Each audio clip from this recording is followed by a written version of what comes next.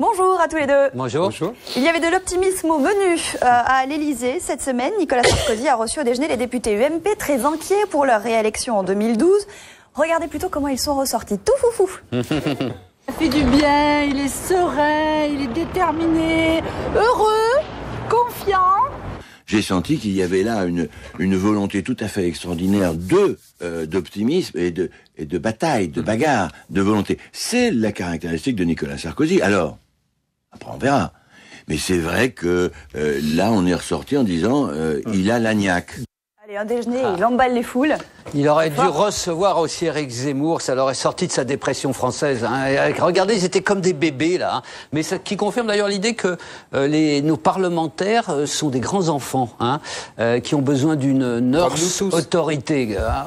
Peut-être encore plus, mais c'est frappant pour des représentants du peuple, quoi. C'est-à-dire qu'ils arrivent à l'Élysée complètement désemparés, certains zémourisés aussi, d'ailleurs, c'est-à-dire complètement abattus, quoi, la maladie française, et ils en ressortent transfigurés. Ils ont vu le battleur, là, le joueur de Bonneto, qui leur a fait pof, pof, pof, pof, j'ai gagné. Et ils sortent, alors qu'avant de rentrer, ils nous confient des états d'âme, mais vraiment dans les abîmes, et ils sortent au sommet. C'est absolument fabuleux. Alors ça prouve une chose déjà, c'est que Sarkozy a gardé son tempérament, ses qualités d'avocat, hein, qu'il est capable de plaider toutes les causes désespérées, à commencer par la sienne, parce que c'est ce qu'il connaît le mieux. Donc ça, pas de souci. Ça laisse penser aussi peut-être que cette euphorie passagère ne va pas durer, parce qu'au fond, les raisons de fond de déchirement de la majorité, l'affaiblissement de son socle, ces raisons de fond restent là. Alors il y a un point quand même qui a marqué un changement de fond, c'est qu'après l'inflexion sécuritaire de Grenoble, voilà le tournant social qui a été annoncé, qui nous fait, mais qui marche absolument pas, nulle part. Je veux dire, mais quand même, on a vu bouclier fiscal, on a vu la prime, machin, et puis que je te tape sur Marjorie, le patron de Total. Voilà, il nous refait le grand numéro comme ça, de manière à réconcilier, voilà, Guénaud, Buisson, Zemmour, pour marcher sur ses deux jambes, le social, l'identité nationale. Sauf que ça claudique de partout. Je veux dire, ça marche pas. C'est vraiment une démarche complètement chaotante. D'abord, je te remercie de me mettre en si glorieuse compagnie. Je suis assez fier que tu me mettes avec Buisson et Guénaud, pour lesquels j'ai de l'amitié et le plus grand respect. Donc c'est comme ça, c'est parfait. Je suis ravi. Rumeur cette semaine d'ailleurs que Buisson était un peu échoué sur la touche. Régulièrement, depuis 4 ans, on l'annonce sur la touche. Ouais, donc voilà. Donc non, alors sur le fond, c'est-à-dire qu'il a échoué totalement pour l'instant. Il y aura des raisons, mais je ne crois pas que ce soit le cas. Pardon. T'as raison. Vas-y. T'as raison. C'est Ségolène Royal qui est à l'Élysée depuis 4 ans. Non, mais là, je parle depuis Grenoble. Bon, essayons de parler sérieusement. Non, mais parce que là, c'est des états d'âme, des trucs, des machins. C'était une description. Je prendrai la fin. La fin est intéressante. Merci. Tu as. Non, mais parce que les états d'âme des parlementaires, on s'en tape un peu, quoi. Bon, les représentants du peuple, je ne les juge pas avec cette hauteur, Eric. Oh là là. Allez. Ils ont plus d'électeurs que toi de lecteurs. Ah bah ça c'est sûr, ça c'est sûr. Et puis c'est les élus du peuple, donc je les respecte. Mais t'as compris ce que je voulais dire. Non, mais plaisanterie mise à part. À 1 an de l'élection. Qu'est-ce que tu veux que dise Sarkozy? Il va pas dire j'ai perdu, je suis nul. Bon, donc c'est normal qu'il fasse un plaidoyer pro domo. En plus, il y a un argument de fond qui est que je pense de plus en plus que l'élection ressemble de plus en plus à celle de 2002, avec une inappétence pour les deux grands courants, les deux grands candidats, Sarkozy d'un côté et le candidat socialiste, quel qu'il soit. Je crois qu'il n'y a pas d'appétence pour les deux, avec une montée du Front National et en 2002, vous vous souvenez, 1 an avant, Nicolas s'en souviendra sûrement, Jospin était donné vainqueur partout et Chirac était donné écrabouillé. Et on sait ce qui est arrivé. Ça ne veut pas dire que ça va de nouveau arriver, j'en sais rien, mais je dis que je pense que Sarkozy se motive ainsi. Puis après tout, si lui n'y croit pas en lui-même, que personne n'y croira. Bon. Sur la politique de l'essuie-glace. Alors, c'est pour ça que ça c'est intéressant ce que dit Nicolas. L'alliance entre l'identité nationale et le social. Je pense que c'est, contrairement à ce que dit Nicolas, la martingale gagnante. C'est-à-dire que c'est le même sujet. C'est-à-dire que, évidemment, que la mondialisation et l'Europe sont des machines à détruire le social. J'ai déjà expliqué ça 100 fois ici. Qu'est-ce que la mondialisation? C'est le fait de tirer vers le bas les salaires des pays occidentaux par la concurrence avec les salaires des pays pauvres. C'est ça la machine de la mondialisation. Donc évidemment qu'il y a un lien entre le retour à des marges de manœuvre et une protection nationale et le social. C'est une évidence. Et les conflits entre le patronat et Sarkozy, même si je vois bien avec Nicolas les arrière-pensées tactiques, je suis d'accord. Mais il n'y a pas que des arrière-pensées tactiques dans la politique. Il n'y a pas que ça, il y a aussi des mouvements de fond qui font que là, on touche les contradictions. Et d'ailleurs, je serais même plus sévère que Nicolas. Les contradictions entre le sarkozysme et la mondialisation. C'est-à-dire que le patronat, et oui, parce que le patronat, il y a des contradictions. Le patronat mondialisé veut continuer à profiter des avantages de la mondialisation. Quand Guéant dit je vais arrêter l'immigration légale, c'est Parisot qui monte au créneau.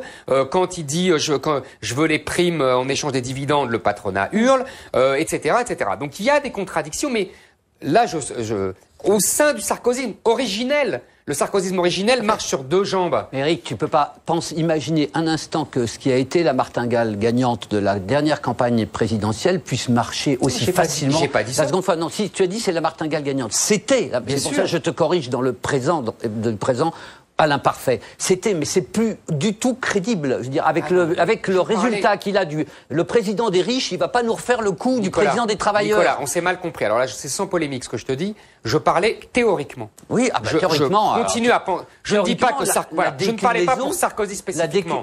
Alors, on peut finir là-dessus. On va finir. Théoriquement, je pense d'ailleurs, moi, et c'est ce à quoi on a assisté cette semaine, c'est cette déclinaison qui est un peu partout en train de se mettre en route. Chez les écologistes. Alors on est d'accord. Comme à la gauche, comme chez Villepin, on a un mouvement général. Voilà. Il sera le plus mal placé pour l'incarner, me semble-t-il maintenant, c'est Nicolas Sarkozy. Alors, non, Strauss-Kahn sera encore plus mal. C'est le printemps, les candidatures bourgeonnent. La multiplication des candidatures, une par jour. Aujourd'hui, c'est la saison des champignons. D'habitude, la saison des champignons, c'est à l'automne. Là, on est dans la saison des champignons de printemps. Et les champignons de printemps, c'est un candidat par jour. Nous voyons fleurir aujourd'hui toutes sortes de pseudo-candidatures. Et nous savons parfaitement que l'échiquier politique, au jour du lancement de la campagne présidentielle, ne ressemblera en rien à la situation actuelle qui a plus les allures d'une kermesse politique. Voilà pourquoi apparemment Dominique de Villepin a décidé de laisser mûrir cette idée d'une candidature. En vrai, pourquoi il ne se déclare pas aujourd'hui? Claire Stream? Non. Mais ça dépend ce qu'il veut faire. On ne sait pas ce qu'il a dans sa tête. Ouais. Parce que il y a des problèmes logistiques, c'est-à-dire, on va être d'accord là-dessus, signature, financement, structure partisane, etc., qu'il n'a pas pour l'instant. Donc on ne sait pas comment il se prépare à ça. C'est. Il était un peu tout seul, jeudi à la tribune quand il présentait son programme. C'est un des problèmes. Son problème, c'est évident. Qu'il était très solitaire. Et ce qui était frappant aussi, c'est que le lendemain, dans la presse, il n'y avait quasiment plus rien de ses propositions, de son projet même, puisque ça avait l'ambition d'être un projet, alors même que je trouve qu'il y a des avancées très intéressantes, des idées à reprendre, mais c'est comme si de rien n'était. Alors il y a évidemment une manœuvre tactique de la majorité qui était surtout ne critiquez pas Dominique de Villepin, mais il y a aussi une ambiguïté fondamentale dans le positionnement de Villepin. Le premier, c'est de dire je fais un projet révolutionnaire, un grand projet, sauf qu'il ne l'incarne pas. Il n'est pas dedans pour le porter. Ensuite, mais ça veut dire quoi? Il peut espérer, par exemple, que Nicolas Sarkozy se villepinise, entre guillemets, lui achète son programme ou une partie de son programme? Non, je crois pas que ce soit ça. Mais ensuite, je finis quand même sur le fait que ça a été balayé. C'est que, au fond, il a été Premier ministre, il a une histoire derrière lui. Il a été chiracien et puis ensuite sarkozyste. Et il porte un projet révolutionnaire. Mais il y a quelque chose qui ne va pas, on ne le prend pas au sérieux. Donc, il essaie de refaire la fracture sociale de Chirac en 95. De tourner Sarkozy par la gauche, avec sa fameuse proposition que je trouve moi très démagogique du salaire minimum, du revenu minimum de 850 euros. J'imagine l'effet de découragement de gens qui gagnent à peine plus et qui verront des gens sans rien faire gagner autant qu'eux avec les 850 euros et quelques heures au noir. Là, je trouve que c'est dramatique. Donc il essaie de faire ça. Effectivement, il aura du mal à, surtout que quand il a été Premier ministre, il a été un Premier ministre très libéral. Voilà, il a été un Premier ministre qui a préparé en fait le Sarkozy, c'est le grand paradoxe.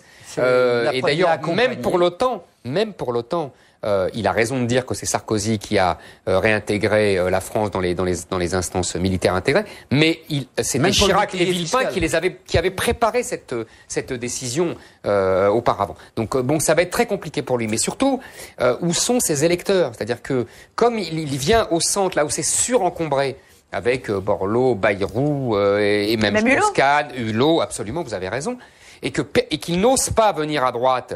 Parce que personne n'ose venir à droite à part Marine Le Pen et Sarkozy. On voit pas tellement où est son espace et alors que il a évidemment le charisme, le talent, les compétences. Il a des qualités énormes, hein, évidemment. Mais normalement, si la gauche avait du bon sens politique, elle se précipiterait pour lui reprendre un certain nombre de ses propositions, parce que je crois que pour gagner, elle a besoin de Villepin. Elle a besoin des idées de Villepin, de sa démarche, sa force, sa puissance de destruction, comme d'attraction. Oui. Mais elle a besoin d'Hulot aussi. Je veux dire, je pense que c'est pour ça que je pense que Sarkozy fera tout pour le dissuader. Parce qu'à Clearstream, il y aura. Je ne suis pas dans le secret des dieux, mais je suppose qu'il y aura un accord pour Clearstream. Mais c'est le dernier point. C'est pour Villepin. Moi, ce qui m'intéresse, c'est que je pense qu'il est parti pour faire, pardon pour lui, s'il voit ça, il sera fou, Marie-France Garot. S'il y allait, hein, c'est-à-dire au fond un score entre 1 et 2%, sauf s'il parvient avec le procès Clearstream à refaire en plus grand ce qu'il avait réussi lors de la première version, et à faire du trampoline là-dessus, ce thème. Je suis seul face non pas au nain comme il l'appelle autrement, mais enfin au monarque républicain et ses excès de pouvoir.